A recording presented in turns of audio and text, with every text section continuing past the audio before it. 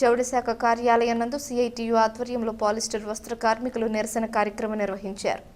Power loom, వార్ఫింగ్, వైపని కార్మికుల కూలీలు పెంచి ఒప్పందం చేయాలని వారు డిమాండ్ చేశారు. కార్మిక సంఘాల నాయకులు మాట్లాడుతూ ఏప్రిల్ 27 నుంచి కూలీ పెంపు కోసం సమ్మె కొనసాగుతుందన్నారు. పవర్ లూమ్ కార్మికులకు చిన్ని పన్నకు 0.28 పెద్ద పన్నకు 0.29 చొప్పున 10 పిక్కలకు ఇవ్వాలని యజమానులు అంగీకరించినప్పటికీ ఇంకా ఒప్పందం కుదరలేదన్నారు. వార్ఫింగ్ కార్మికుల కూలీలపై చర్చలు మధ్యలోనే నిలిచిపోయాయని, వైపని కార్మికుల సమస్యపై ఇంకా చర్చలు ప్రారంభం కాలేదని తెలిపారు. అధికారులు వెంటనే జోక్యం చేసుకుని యజమానులతో చర్చలు జరిపి కూలీలు పెంచి సమ్మెను విరమింపజేయాలని కార్మికులు కోరారు.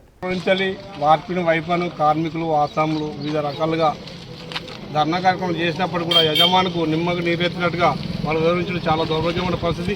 ఏనాడు కూడా సమ్మెలకు వెళ్ళదని పెంచిన పరిస్థితుల్లో ఇప్పుడు యజమానులు ఉన్నారు.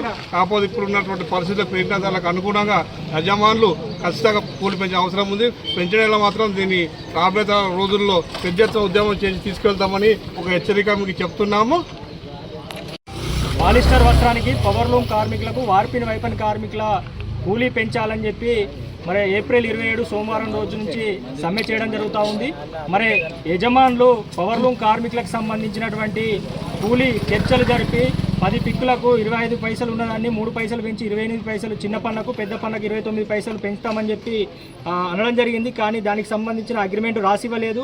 అదేవిధంగా వార్పిన్ కార్మికులకు మరి కార్మికులు ఇప్పటికే సరి అయినటువంటి వేతనాలు రాక ఇతర వృత్తులకు వెళ్తున్నటువంటి పరిస్థితుల్లో కార్మికులను కాపాడుకోవాల్సినటువంటి బాధ్యత, పరిశ్రమను బాగుపరచుకోవాల్సిన బాధ్యత ఉంది. కాబట్టి వెంటనే చర్చలు జరిపి సానుకూలంగా చర్చలు జరిపి కూలి పెంచి ఒప్పందం చేసుకోవాలని చెప్పి మేము డిమాండ్ చేస్తూ ఉన్నాం. లేకుంటే కనుక రానున్న రోజుల్లో పెద్ద ఎత్తున ఈ సమ్మెను ఉధృతం చేసి అయినా కూలి పెంచేంత వరకు, పవర్లూమ్ వార్పిన్ వైపన్ కార్మికుల కూలి పెంచేంత వరకు ఈ పోరాటం సమ్మె చేస్తామని చెప్పి తెలియజేస్తాం.